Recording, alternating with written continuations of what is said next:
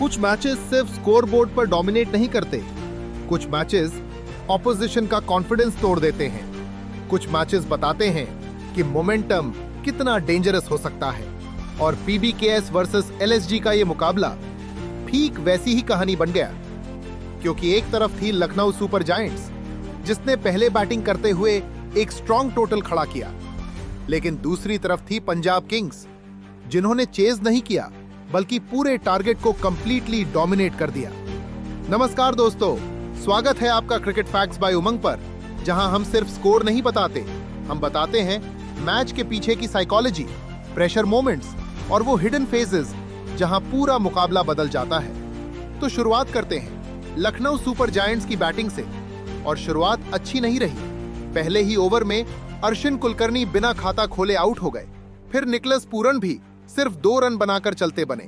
सिर्फ 20 रन पर एलएसजी अपने 2 डेंजरस बल्लेबाज खो चुकी थी, और यहीं पंजाब किंग्स ने शुरुआती कंट्रोल हासिल कर लिया था। लेकिन तभी जॉश इंग्लिस ने काउंटर अटैक शुरू किया। 44 गेंदों में 72 रन, 9 चौके, 2 छक्के।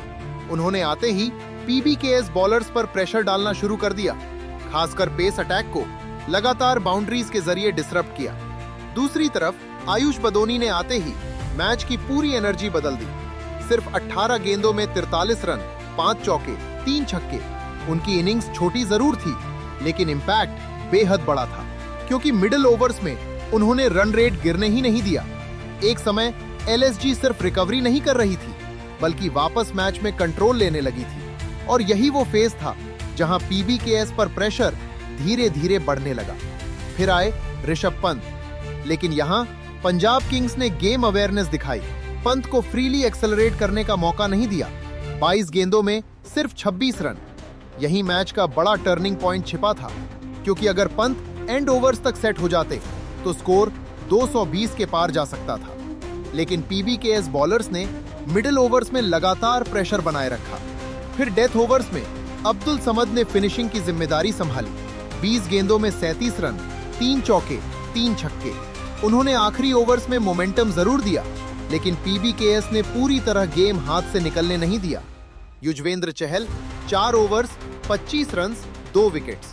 Marco Jansen 4 overs 33 runs, 2 wickets. इन दोनों ने मिडिल ओवर्स में एलएसजी की एक्सेलरेशन को पूरी तरह कंट्रोल किया, और यही वजह रही कि डेंजरस बैटिंग पिच पर भी एलएसजी 200 क्रॉस नहीं कर पाई।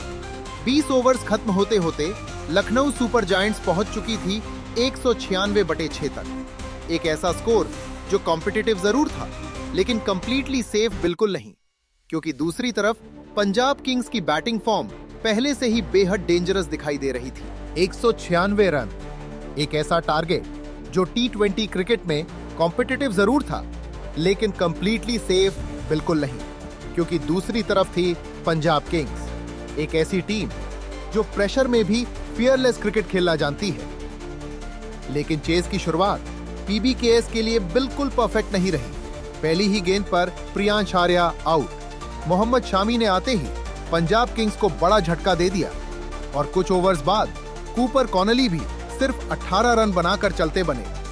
सिर्फ 22 रन पर पीबीकेएस अपने 2 बल्लेबाज खो चुकी थी, और यहीं लखनऊ सुपर जायंट्स को लगा कि मैच धीरे धीरे उनके कंट्रोल में जा रहा है। लेकिन तभी क्रीज पर मौजूद थे श्रेयस अय्यर, और यहीं से पूरा मुकाबला बदलना शुरू हुआ, क्योंकि अय्यर ने पैनिक नहीं किया। उन्होंने सिचुएशन को रीड किया, प्रेशर एब्जॉर्ब किया, और फिर धीरे धीरे पूरा मोमेंटम अपने कंट्रोल में लेना शुरू कर दिया। दूसरी तरफ प्रभसिमरन सिंह लगातार अटैकिंग इंटेंट दिखा रहे थे। 39 गेंदों में 69 रन, 7 चौके, 2 छक्के। उन्होंने पावर प्ले से लेकर मिडिल ओवर्स तक एलएसजी बॉलर्स को सेटल होने ही नहीं दिया। सबसे बड़ी बात, पीबीकेएस सिर्फ बाउंड्रीज पर डिपेंड नहीं थी, उन्होंने स्ट्राइक रोटेशन भी लगातार मेंटेन किया, जिसकी वजह से रिक्वायर्ड रन रेट कभी डेंजरस लेवल तक पहुंची ही नहीं। फिर आया वो फेज जहां श्रेयस अय्यर ने पूरी तरह गियर चेंज कर दिया। कवर ड्राइव्स, पुल शॉट्स, इनसाइड आउट सिक्सेस, हर तरफ बाउंड्रीज निकलने लगी। 51 गेंदों में अनबीटन 101 रन, 11 चौके, 5 छक्के। ये सिर्फ सेंचुरी नहीं थी, ये एक कैप्टन स्टेटमेंट इनिंग्स थी। एक समय एलएसजी को विकेट्स की डेस्परेटली जरूरत थी, लेकिन कोई भी बॉलर अय्यर पर प्रेशर नहीं बना पाया। Mohsin Khan 48 run, Digvesh Rathi 39 run, Prince Yadav wicketless spell. LSG लगातार आंसर्स ढूंढती रही, लेकिन पीबीकेएस का मोमेंटम बढ़ता ही गया। असल फर्क सिर्फ बैटिंग का नहीं था, डिफरेंस था कंपोजर का।